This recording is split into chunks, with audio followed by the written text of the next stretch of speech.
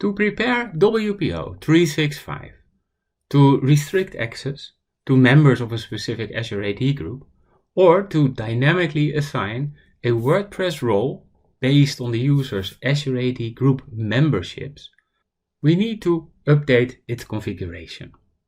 The first step is to update the ID token configuration. You can skip this step if you configured SAML 2.0 based single sign-on.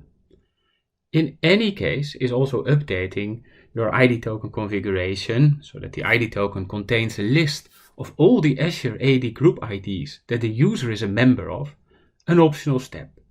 Instead, configuring WPO 365 to request a list of group IDs from Microsoft Graph is the preferred way, because the ID token's capacity is restricted, making the ID token an unreliable option.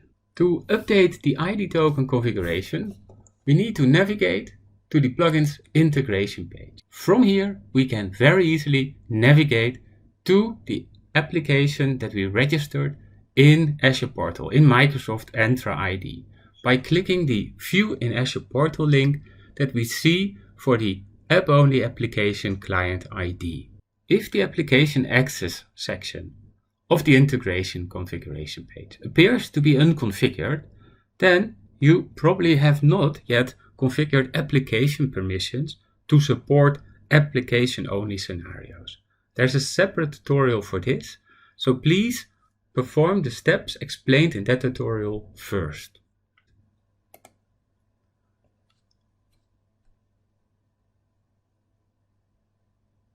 Now that I have opened the overview page of my registered application in Azure AD, in Microsoft Entra ID, I need to go to the token configuration page. And here I can click to add group claims. And I can select that I want the ID token to include all groups. So I check that option. I just make sure that for the ID token it will include the group ID, because that is what WPO 365 requires, and I click Add.